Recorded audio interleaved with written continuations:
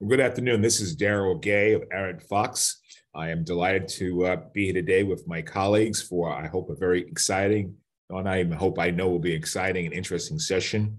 I'm joined by my co-host, Jay Jamrog. You guys have seen us before. We do this as a 7-month series on the future of work, trying to drill down each month on particular topics with topic experts. I want to remind everybody that the session is going to run about an hour. We have a Q&A button. If you have a question you want us to entertain or look at, please enter your question in Q&A. Either Jay and I will see it and integrate it into the discussion we have going on in the program.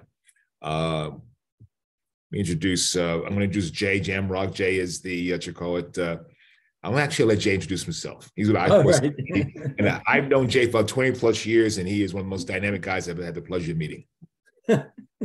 Well, thank you for the compliment, Daryl. So I'm Jay Jamrog. I'm the co-founder of I4CP.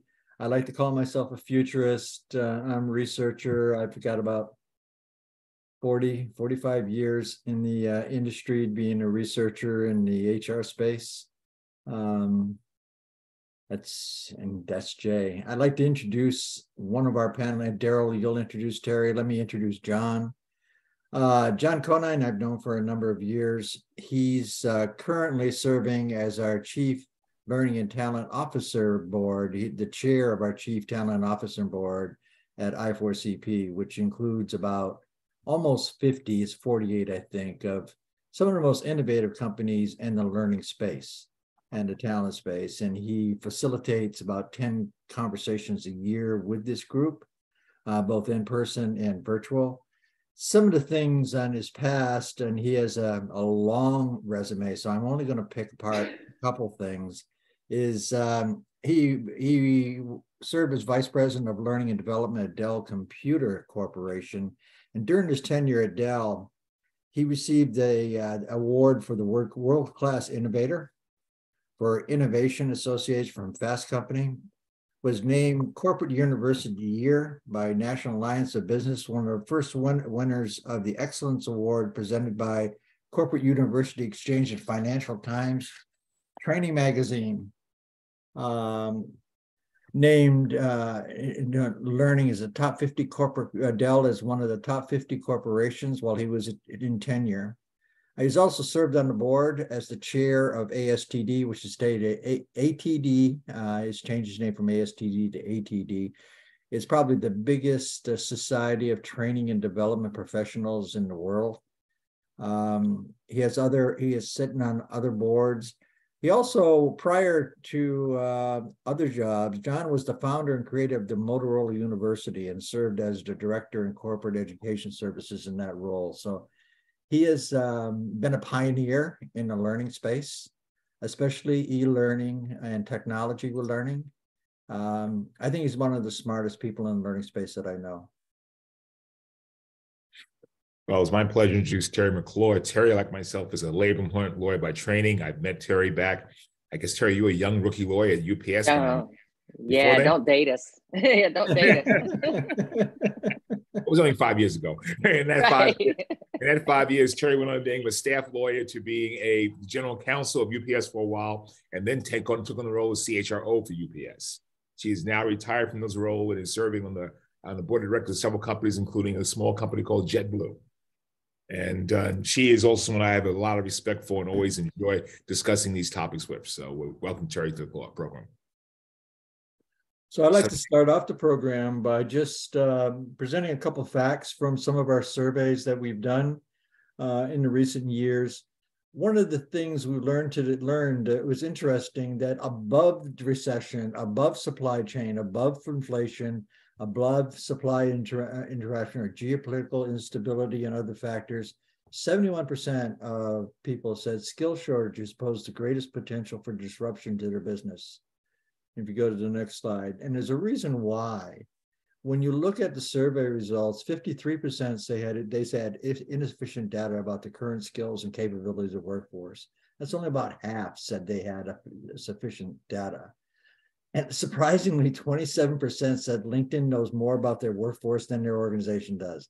I was surprised that people were that honest. So that's today. We have a skill or labor crisis, and we're going to talk about that in a little bit today. But when we look at the next slide, and we looked at a future, I think there was one 70% believe organizations' workforce does not currently have the skills necessary to advance their strategy over the next 1 to 3 years. That's kind of disturbing when you can't execute your own strategy because you don't think you have the skills. And go to the next slide. There's a reason for that. 47% lack clarity about the skills that will be most important going forward, and only 16% are effective at identifying the skills that will be required in the future. So, you know, there's a lot of uncertainty or lack of clarity around talent shortage, skill shortage, and where we're going to need in the short term and even in the long term. So, Daryl, why don't we go to the next slide and you open up the questions?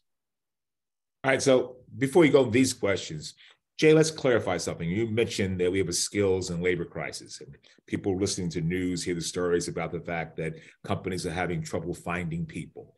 Is it that we have insufficient population to fill the jobs? Are there too few people in the workforce wanting to work to fill the jobs? Or exactly what are we confronted with? So, John, what are you seeing? What is your group seeing? They're in the learning profession. So are they seeing a lack of people or a lack of skills, or a combination of both? It's a combination of both, but it's weighted more heavily to the lack of skills. I think if you ask any of the organizations that I work with, they'll tell you there are certain types of jobs where the shortages are. And we know a lot of them right now, even pre-pandemic, in the medical field, in technology and engineering, in IT, but also certain managerial, supervisory, leadership roles. So they'll all give you a list, and they're all very similar. And I guess you could say, well, gee, if there are enough people out there for all the jobs, but not people who have the right capability, then it does all come back to skills. We don't have a workforce that's prepared for the jobs that are crying for people. Yeah, Daryl and I have had many conversations around that. Terry, what are you seeing from a board perspective? Yeah, no, I agree with John. I do think it's a both issue. Certainly, I think at entry level, there are, and in certain areas, specific skills areas, there are definitely skill shortages and people shortages. And in certain areas, there are just the number of people are there, the people are in the corporation or in the business, but they're not skilled to take on the new areas of focus for the business, or the growth areas, or the pivots and strategy that the business has to undertake. So, you know, I do think it's different problems for different industries and different types of skills. But there is definitely a shortage there that is impacting the way in which businesses are able to execute on their strategies. Yeah, I like the way. One second, Daryl. I just like the way you both presented it as both, and the different industries and the different levels in the organization. Because I think, you know, different hospitality industry has one problem. Manufacturing has another problem. I mean, and in different levels, and John, you pointed out, it's a managerial problem. It could be executive problems. So it's different depending on who you talk to. Go ahead, Daryl. I'm sorry I interrupted you. No, I was just going to ask you guys, you mentioned the issue. Is this a U.S. issue or is this a global issue? You know, from my perspective, it's a global issue in some respects, but I think that different countries train differently. So there, I think, are skill capabilities in other countries that may not have the same level of opportunities that we have in the US, which is why we're able to bring some skill sets over to the US, where there's an excess of those skill sets, but there aren't the same level of opportunities in those countries where there are significant opportunities here and a shortage of those skill sets. So I do think, you know, just as we talked about earlier, it differs depending upon the industry, the country, et cetera. But I do think there is sort of a mismatch of alignment in terms of where the skills are, how they're being trained, and where those job opportunities are. So Terry, you're saying that I was just going to point out that the World Economic Forum has been working on this skills issue since 2019, and they've identified 50 countries where this is an issue. And they actually have working groups in 20 of those countries already. So it does seem to be a global issue. Yeah. So let me put it this way. Where you have, I'm a futurist, and I got to tell you, I've been doing this for 40 years or more. This is the time that I've been the most perplexed about predicting not even the short term, but the long term, or just being a futurist in general. There is just so much uncertainty and out there on what's happening in the short term, never mind the long term. So why is it so hard for companies to identify the skills that there are gaps in their talent supply chain? So you look at the talent supply chain with whatever industry you have, from the beginning to the end, people coming in, people leaving, the whole talent supply chain. Why is it so hard for companies to look at this, John? Well, if you take a big step back, I think fundamentally it's because for decades, organizations, companies have used degrees as a proxy for skills. We, instead of really understanding all the skills, we require a degree.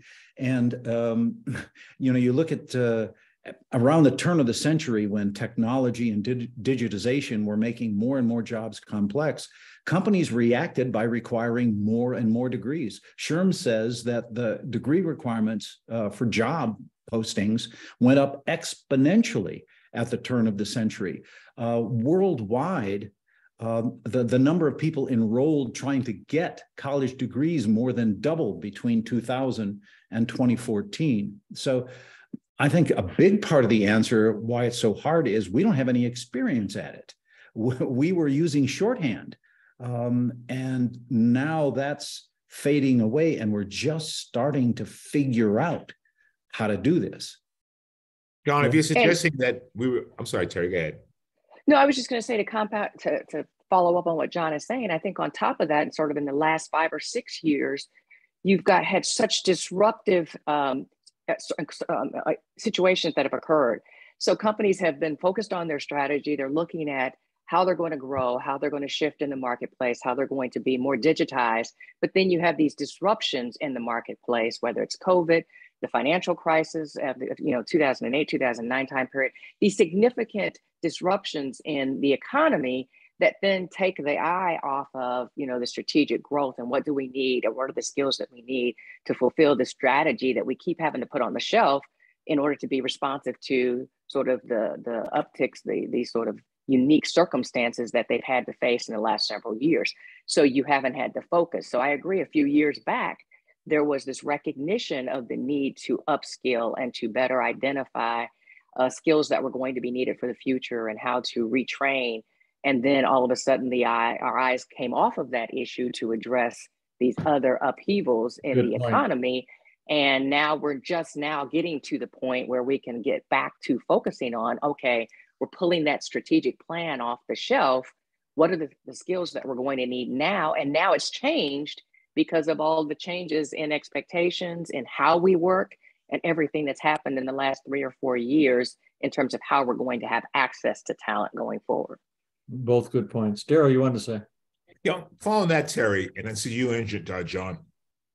John, you mentioned about the degree issue versus the skill sets, and Terry, you mentioned about the disruptive set and now refocusing. Is it something you think the companies have to change how they train people coming in, or is it a matter of making a change in the feeder sources that are feeding companies? Do we need to look to alterate some schools are saying we don't want to become vocational schools, but if the colleges are not preparing people, or the high school are not preparing people, do we need to change the relationship between companies and the schooling system and the educational system so that they become better feeders for the people with the skills we need to have fill those gaps? Well, I'll try to respond to both parts of that. When you look at companies, organizations, as I can think back to IBM and Intel back in 2017, 2018, recognizing this issue and basically saying, look, skills are changing too fast. So we're going to have to develop the right kind of skills. We're just going to have to accept as a given that what we want is well-rounded, well-educated people coming out of universities, and we're going to have to give them the skills that we need. And more companies are adopting that point of view. From the higher ed perspective, I sit in meetings with deans and people in higher ed who kind of despair of this, saying, look, if we are a traditionally four-year institution, the only year that we can guarantee that we'll be teaching somebody exactly what they need is the last year, because everything's moving so fast. And I think a lot of institutions are saying we could never be a vocational school. We're not set up to move that fast. And I think a lot of them are either moving in the direction or maybe sort of staying in the direction of saying, we are going to turn out people who know how to learn, who know how to work, and who know how to learn. And knowing how to learn turns out to be probably the most valuable asset in any employee these days, because most companies now say, I despair of being able to hire somebody who's going to know everything they know to do the job well. And even if they do, 6 months from now, they're going to need to know something else. I need people who know how to learn. Yeah. And John, I think you're right, but I think it also puts a greater burden on companies to ensure they have the right learning tools in place to be able to take those learners and then give them the skills and upskill them in a way that is consistent with the strategy of that business. I mean, when you think about in the past, how businesses have thought about education, you're right. The tuition reimbursement phase was really just about get a degree, and companies spent tons of money. Large portions of their learning and development budgets were spent on tuition reimbursement. And I'm sure that your evidence will show that most people didn't even finish their degrees, and those degrees did not necessarily lead toward upward mobility or a better ability for the company to operate. There was no way to track that and no data to demonstrate that was an effective use of that investment. So then you had companies moving toward sort of these corporate learning libraries where they placed all these skill sets in a library, and then it was left up to the employee to kind of determine what skill sets they needed to get to the next level. And that has not proven to be as effective. Again, not necessarily directly aligned with the company's broader strategy, but also it's unclear that those learning modules actually change behavior and were reinforced by the management team and built on by experience that the employee was having in the workplace. So now you have these large corporate universities that, it's great to think, and only large organizations probably have the investment to be able to build out a university that, takes that learner and then makes them relevant for that particular business or industry. So I think it is going to be in the future more of a partnership, a university and corporate partnership, where there has to be some way in which the universities can be more responsive to sort of the specific skill sets, but then the employer can take that, almost pre-skilled individual and then place them in an environment that allows them and teaches them how to be successful for that employer strategy. But I don't think one is, can work without the other. So Terry, John first. John, you do a lot of coaching of learning and development professionals, strategy consulting for learning and for a lot of companies. We're in this hybrid work environment now, and Terry set it up perfectly. We have all these different ways of teaching people that haven't been successful in the past. And now we're into this hybrid work environment. What are you telling companies today about learning and development and how to reskill, upskill, provide training in this new hybrid work where some people are on site, some people are remote, some people are on site and remote, depending, 2 or 3 days a week on site, a couple of days on home. It's just all over the place. What are you advising companies to do? Well, first of all, since both you and Terry have mentioned upskilling and reskilling, let me just kind of put a pin in that for a moment, because I'm talking to companies, and there are plenty of people who are talking to me from companies who are smarter than me about this, about next skilling and future skilling, because if you look at what upskilling and reskilling is, in practical terms right now, upskilling and reskilling is basically fighting the last war. Oh, no, we've got people whose skills are inadequate right now, And so we have to upskill them because we've fallen behind. Or we have populations whose capabilities are great, but we don't need that anymore. We need something different. So we're going to reskill them. And if you think about it, that is just identifying large populations that have fallen behind, not of their own fault. They're doing what we asked them to do, but now we need them to do something else. So it's fighting the last war. The idea of next skilling or future skilling is to say we actually have to start looking ahead and say, what is on the horizon? What are the skills that are going to be most critical to us in a year, in 2 years? And I know that's your world, Jay, but there are people out there who in a business setting can predict those kinds of things. So I wanted to put a pin in that, and it may be a discussion for a different day. I love that next skilling and future skilling, John. I love it. But the notion of the hybrid workplace, leading companies are figuring out how to leverage the hybrid workplace. Most companies, I think, have to be congratulated for how quickly and effectively they were able to pivot and handle the sudden transition to a hybrid workplace. But those organizations, for all that they accomplished in getting through that safely and well, they tended to look at the remote delivery of talent development as a change in delivery modality.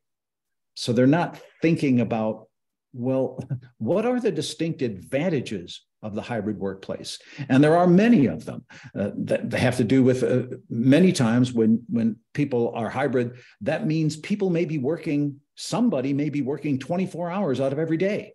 And every day out of every week, there's somebody that you can call in, someone that you can pass the information on. A hybrid team is not bound by time or place or even size. And so there are distinct advantages. And the companies who are at the leading edge of this are starting to think about how do you redesign learning opportunities so that it can take advantage of those things. The people who are a step back from that, and I think are doing brilliant work in this space, are the people who are thinking about options. How can I create development tools for my organization where people have the option of doing it asynchronously by themselves on their own, or they could do it in a small group, working together synchronously online, or they have the option of coming to a physical place and working together. And those organizations are seeing great results from that. But I don't want to dominate the conversation. I'm sure you and Terry and others have seen this too. Companies are discovering that giving people choice is a huge advantage in the hybrid world. Yeah, I've been saying for a long time, it's going to be a one-size-fits-one world as we go forward, and having that choice as an individual is going to be an important component. What are you seeing, Terry? Well, I agree, but I do think there is, particularly in larger organizations, a great more pressure to get people back into the workplace. And I think in the short term, until companies better figure out how to manage and how to train in a remote work environment. We've stood up a lot of remote working environments for COVID, but we still didn't create the management training and the tools that are necessary to effectively train and manage people in a remote work environment. So now the tendency is to kind of pull everybody back in, as opposed to investing in, what do we need to do to help people train and lead and supervise in a remote work environment. So I think in the short term, you're going to see some pullback on that. And that's what I'm hearing across many of the companies that I've been working with is there's still a great deal of pressure. They've gone to 3 days a week, and there's pressure now to even pull it back in a little bit more. But I do think in the long term, we still have to get to this, there's choice in how people are trained and motivated and how they're brought into the workforce and given options based on industry, based on job specifics, based on company culture. But I think it's also important to think about the type of training. differently. There's not just one type of skill training that we're focused on here. You think of broader workforce education, I like to call it, which is how are we thinking as an organization? What's our strategic view of our industry? How are we going to manage our company? How are we going to be more entrepreneurial? Those kinds of discussions, which, you want the entire workforce to understand how we're going to be leading. What is our customer experience focus going to be? That's one type of education that a company has to find out how to get that messaging down through the organization to the front line. But that's very different than skill-based training that's really looking at particular jobs and job needs and things and skill sets that are needed to execute on a defined strategy. And then there's even now the third level of community upskilling, that as a corporation, I'm responsible for the community and in which I'm operating in, and I want to upskill the entire community that's going to create a better workforce for me and for other employers. So what can I do? The Starbucks, the UPSs that, just have broad-based, will give you access to education. If you come and work for us, we don't care if you stay or move on, but we're doing our benefit to, upskill the community. And so for each of those different areas, there's going to have to be a different way to train and different tools needed to train individuals. But I think a company has to be very strategic in what they're trying to accomplish. And you have to start to parcel down, what is the objective? What are we trying to really train for? What is the skill set or the education or the community priority that we're trying to address? And then there's going to be a strategy for each of those that may be very different. So Terry, you mentioned one thing that you mentioned the manager. And I completely agree with you that one thing we haven't done is train managers on how to manage their teams in this choice kind of world we're living in. And I don't think we hold managers accountable for developing their own talent. And so I think you hit upon one ingredient that we've missed and we continue to miss. Go ahead, Daryl, I interrupted you. Well, taking what you said, I don't think we've been training managers to manage even when we had no remote work. They were just putting people in jobs as managers because they've been there for a long time or they're good at their job. So training managers, something I've seen my roles long overdue for companies to do. Also holding them accountable for how they manage their employees. They don't hold employees accountable for that, which they should do. But to Terry and John, I ask you a question. To the degree that you've got, you mentioned, Terry, the ability to educate people and develop skills, the programs that some of these schools like UPS and Starbucks are doing, where they're giving opportunities to improve their skill sets. How do you both improve the skill sets, develop skill sets and talented people, and not lose them? Particularly if you start trying to say, I want the 4-day, 5-day work week, and you get in a competitive market where some other companies saying, I'll let you work any day of the week, just come work for me. The great resignation is happening. Once they get the skills, they're getting offered double the pay. Mm-hmm. If I may, because this is one of my favorite stories from long, long ago. I was in a meeting with the executive group at Motorola, Bob Galvin, the son of the founder. He'd been running the company for 42 years at that point. And we were talking about the then Motorola, the Six Sigma quality program that nobody else in the US had at that time.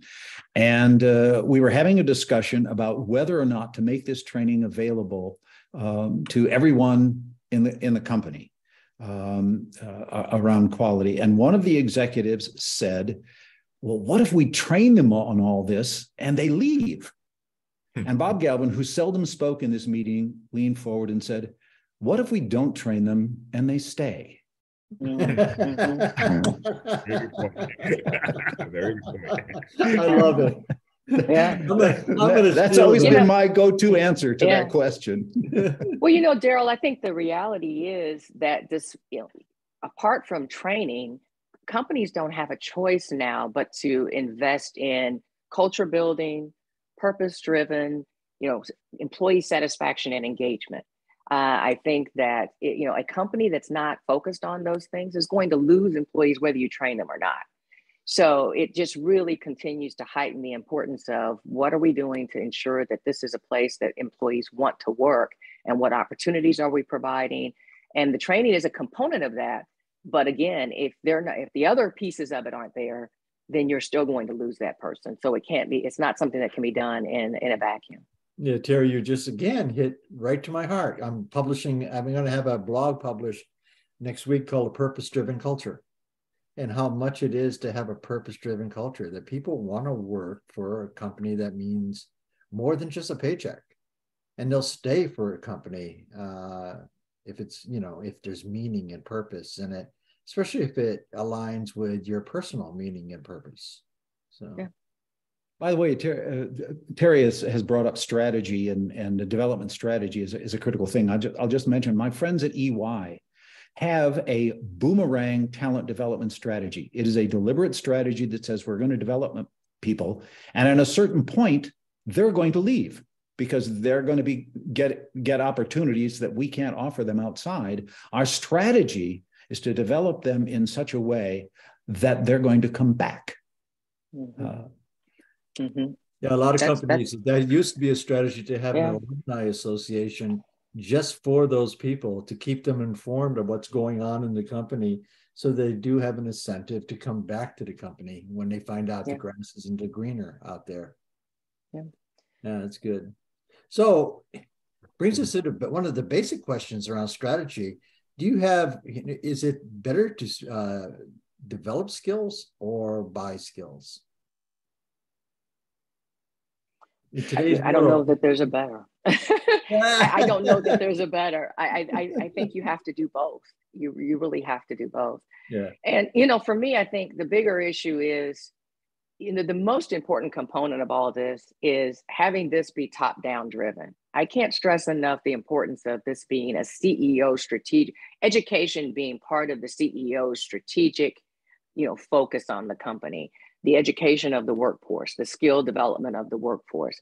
And part of that, and the execution on that is some of the skills we're going to have to buy, some of the, talent we're going to have to develop within. We have to be open to both. Companies that are only doing one or the other are, destined not to get the most out of, the workforces. So I think it has to be a both scenario, not an either or scenario, but I think it has to be driven from top down. As a CHRO, as a learning person, I'd love that I could have the greatest influence on, the what's happening in the organization in terms of learning and development. But I recognized early on, I can create all sorts of initiatives and programs, but if the CEO doesn't believe that these are key to this overall strategy of the organization and is not supportive of these programs and is not a part of the building of the program, in which he understands what talent and skill is going to be needed for the future and is willing to invest in that development or buying of that talent or skill, then you're going to be set up for failure in any regard. So I think that strategy has to start at the very top, and I think you have to look at all opportunities for execution on that strategy, whether it's built internally or externally. And I think if you look at the data that's out there, it's actually always easier to buy and more expensive to buy, significantly more expensive in the short and the long term to buy. And all of that presumes, going all the way back to the very first question, presumes that you do know what skills you need, because it's really expensive when you buy and find out you bought the wrong thing.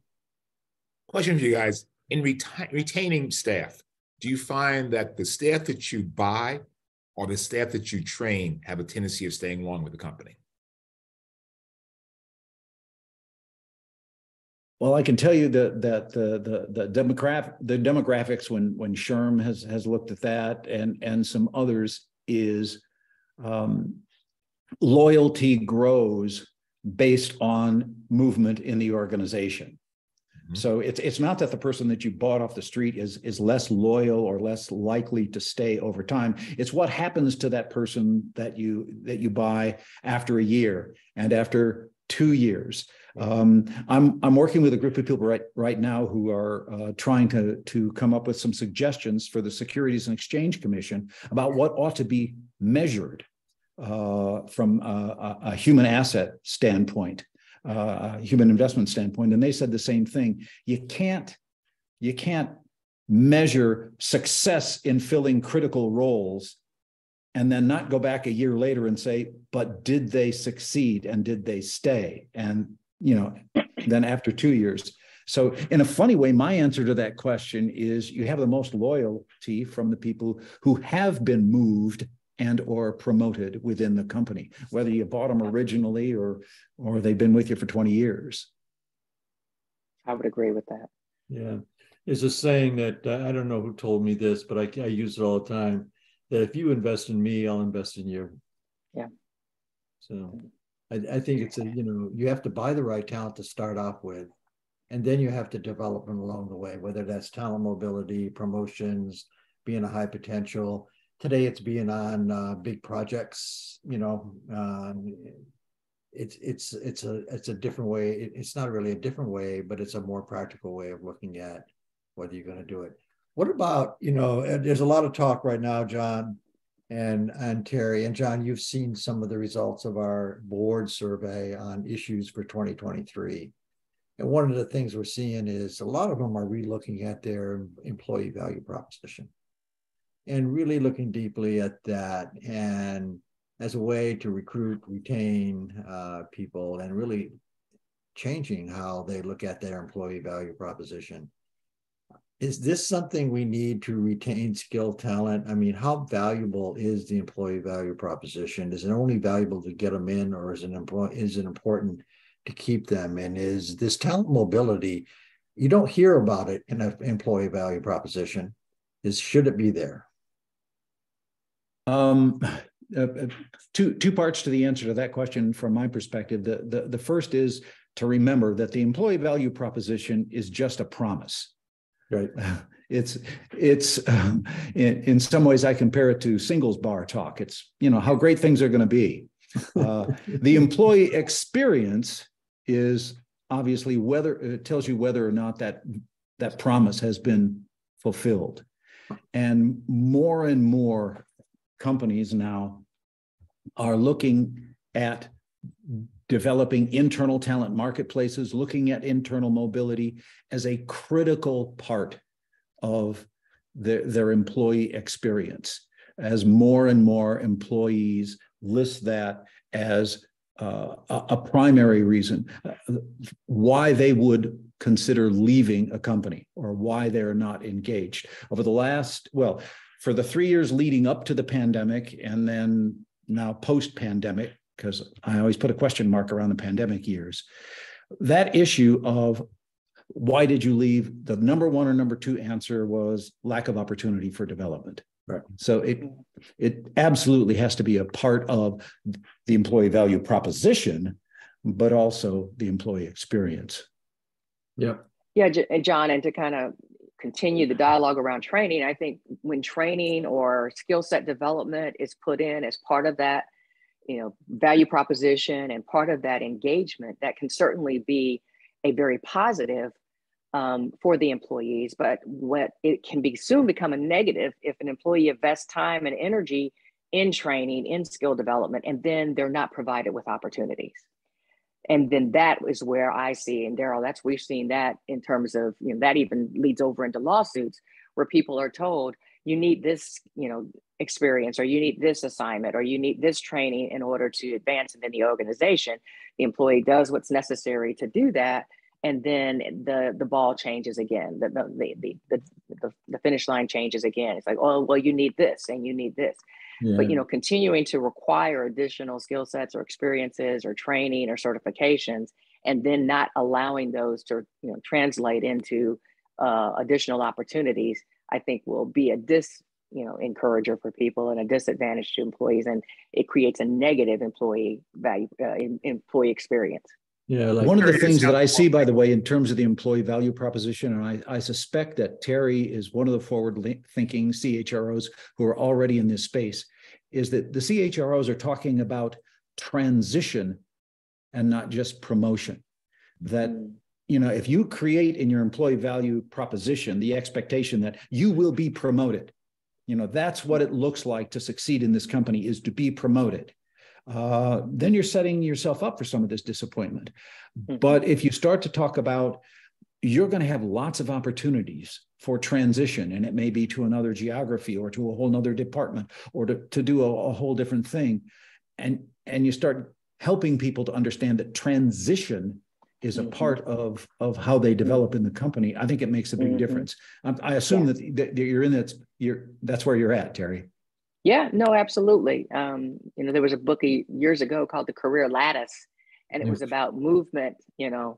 across and over and and not necessarily up in the organization, and allowing people to see that as opportunity. And I think we'll have to create more of those types of opportunities for people if we're going to keep them in the workplace. I think we did Lattice, which came out of Deloitte. Did a little disservice to the whole transition phenomenon, just transition kind of thinking, because it started talking about lateral movements and this kind of movements. And to a lot of people, a lateral movement didn't feel good in their company, because what John said, the whole thing of being promoted, but the whole concept of transitioning, whether it's geographically or to another department or learning new skills over here. I know Disney had a great program, I think they still do, called Code Rosie.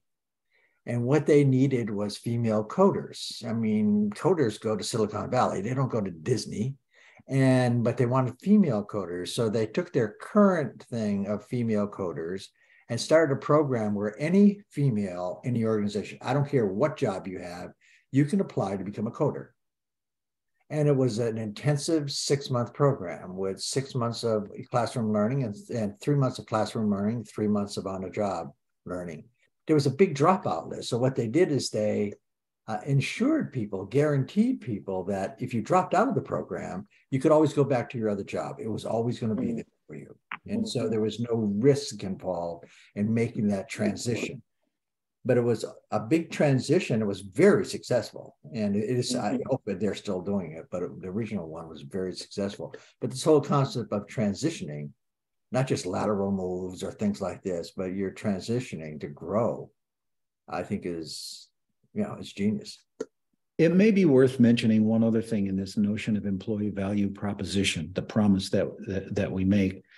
Just like the employee experience is an individual thing, every employee experiences the company in their own way.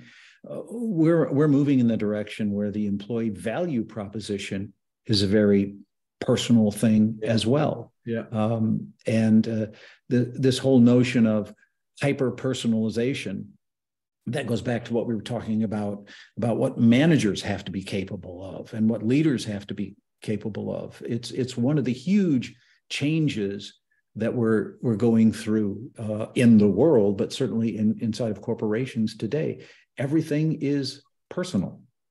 So, John, building upon that, I want to ask Daryl and Terry, as our lawyers in the group, this one size fits all, this personalization of work.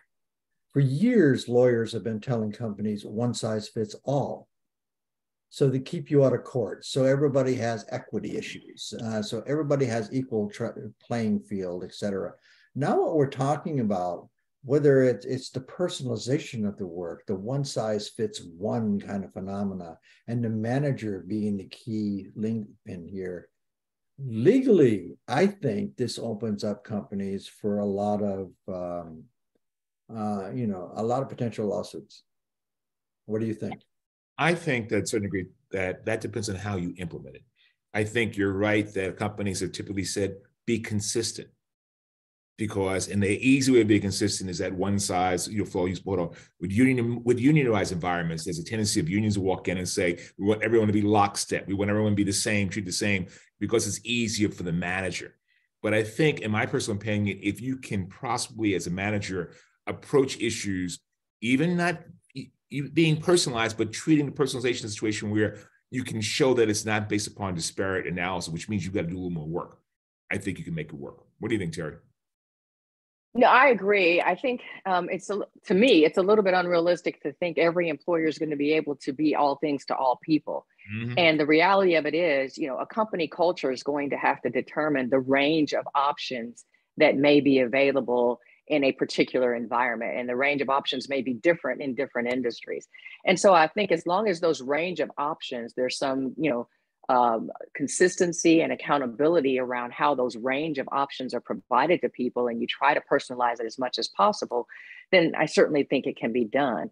I just don't think it's realistic to think that a company's role is to try to be all things to all employees in its workforce.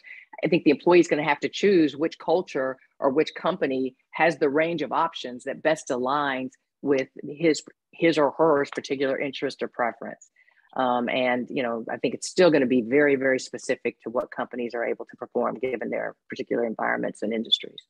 Add on to that, one of the biggest problems you really confront is something we talked about earlier: managers. Managers aren't trained in how to manage us to do this. It's kept simple. Just produce widgets, X number of widgets a day. But if you want to try and achieve this goal of trying to broaden out how you approach people, you're going to have to really work with managers, teach them, understand managing people, what it means to manage people, how to manage different people. How do you make sure you address issues at early stage to avoid allegations, which the companies don't do? You're going to have to, if you have a unionized environment, work with the union to appreciate the ability to have a little bit of flexibility. And if the unions open the movement up in that idea and appreciate that and show the value to the members of the union, you might be able to get it done, but it's a more complicated process than we're doing right now. So yeah, you mentioned managers being trained on how to manage people. That has been delegated to HR decades and decades ago. They've given it up. So yes, we have to train managers on how to manage people. They're the true human resource professionals. But we also have to measure how well they do it. And we have to reward it when it's done good and punish it when it's done bad. We don't do that at all. Yeah. And even when it's put on a performance or a performance review, it's overlooked. I mean, it's overlooked in the number of profits will, make your bonus. So here's a quandary. So Jay, one thing for you to say, one thing. Go ahead. What I've seen, I've been involved in cases, HR companies have failed horribly at training managers on how to manage people. They've trained them how to fill the forms out. They've given them the broad concept, but you got to make sure X, Y, and Z is done. But I find they never teach and train managers how to manage the individual psychologies factors of different people in different communities and different cultural factors and how to make that integrated together. So therefore, the managers are really ill-equipped. And when I've done training programs for companies on how to manage, 90% of the managers go, how come someone just said it to me in the beginning? It's getting basically understanding how to approach people, and companies don't do that. Here's the quandary I see. And I talk about this issue a lot when I talk about the future of work. I got a manager out there who is responsible for a profit and loss statement every quarter, every year.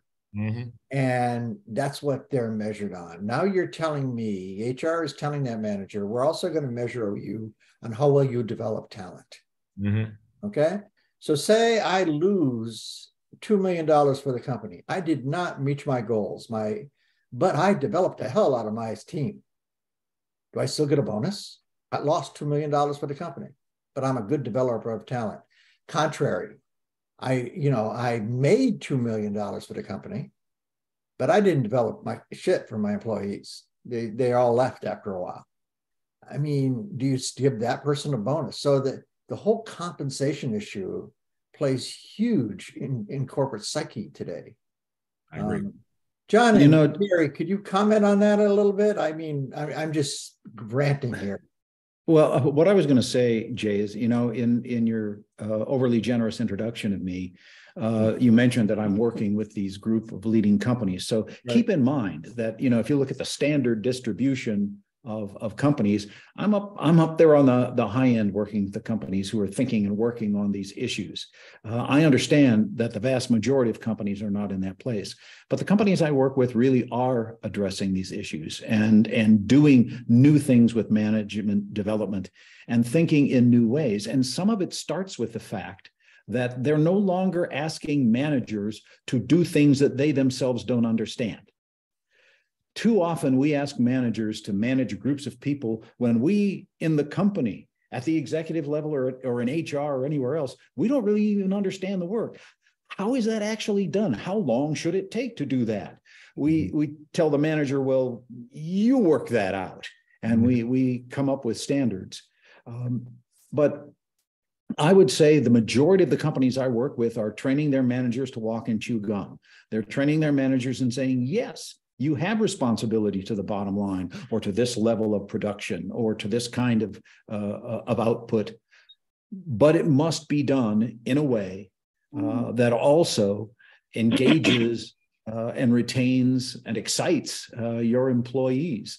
And it's not unusual. It's reflected in their compensation. It's reflected in the way they are trained, but they are recognizing that they're asking for some very new things.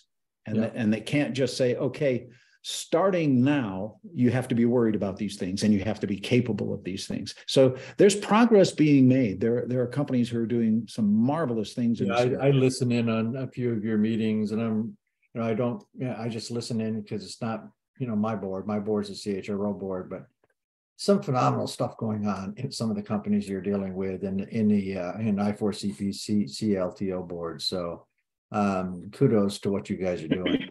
It's good stuff. And I think that has to be the focus for the future, but there are still many companies that are not there. And in the absence of that, I think most managers learn by modeling after their boss. Mm-hmm. And, unless the top is rewarding those in behaviors that are both leadership skills and management skills, as well as, performance based on financial metrics, then if that's not modeled and rewarded within the organization, no amount of training is going to change that one way or the other. So, it has to, be a top-down focus for the organization, or else I'm going to learn how to manage from my boss. Right. And despite how many training classes you get, if I see who he's successful, and if I see others, how they're operating and how they're successful, that's what I'm going to mimic. So we have to, demonstrate that there's value in performing in a manner that breeds the right types of leaders and the right types of managers in the organization.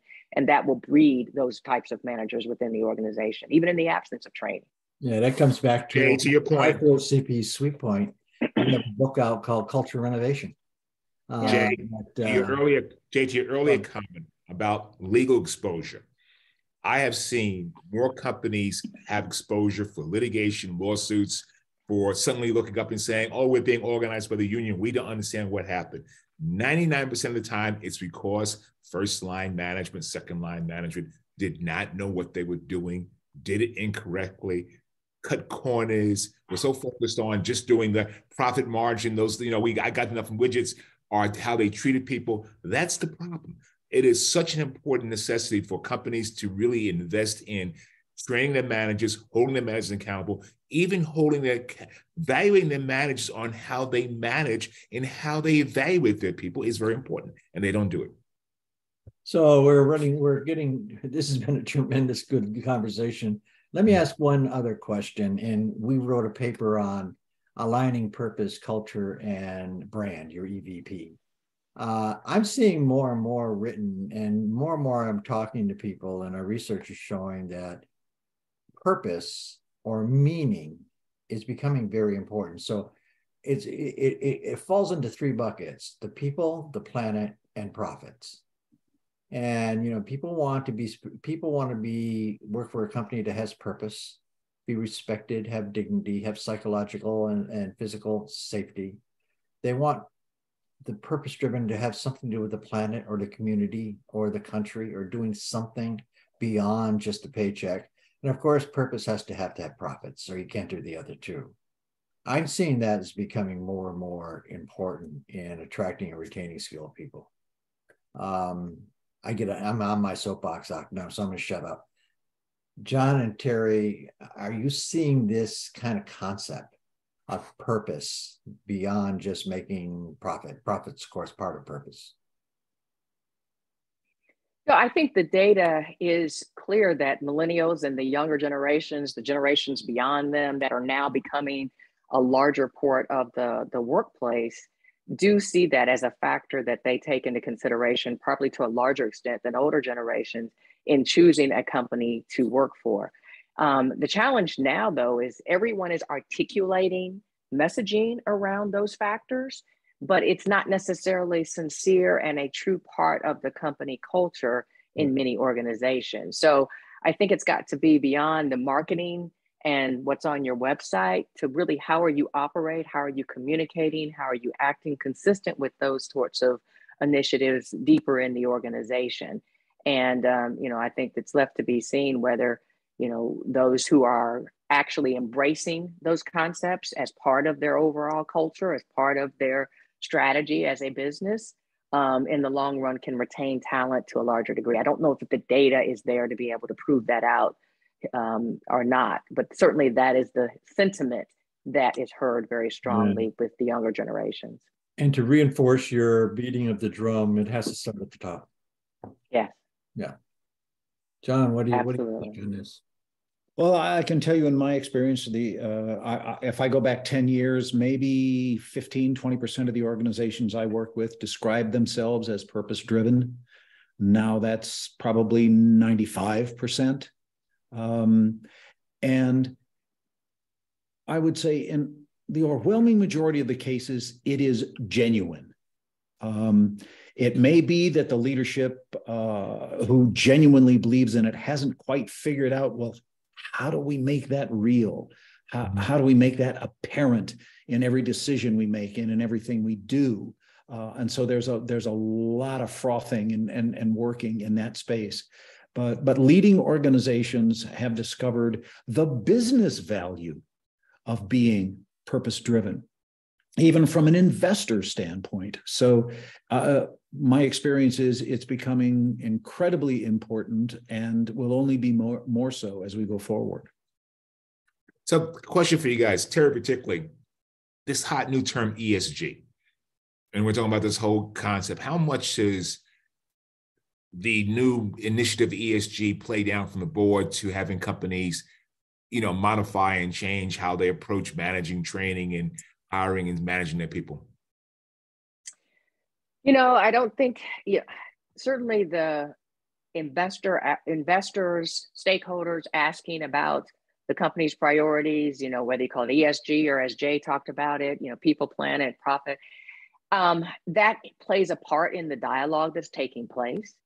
And I think it's important that we have that dialogue. I'm not sure how much of it is actually driving it where it wasn't already existing.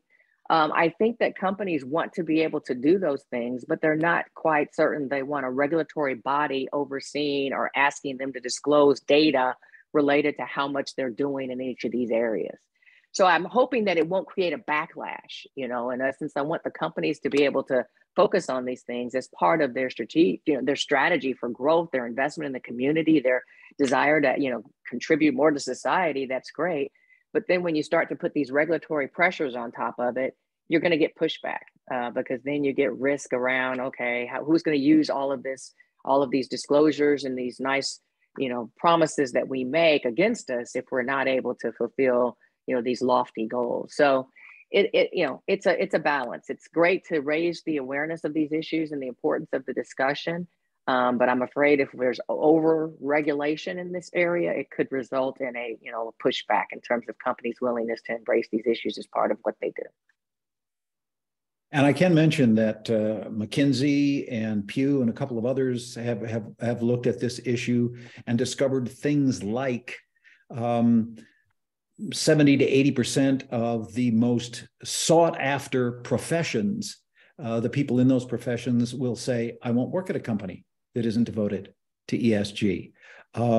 Something like 65% of people in leadership roles say, I wouldn't consider going to another company unless they had a high profile dedication to ESG. So strictly from an employment standpoint, going all the way back to this issue of getting the people with the skills you need, it seems to be a pretty pertinent issue. Well, guys, it's 1 o'clock, and I want to thank all of you for, I think it was a stimulating conversation. I'm hoping the audience enjoyed and found it beneficial, and I wish everybody a great day. Take care. Thank you, guys. Really appreciate the conversation. Thank you.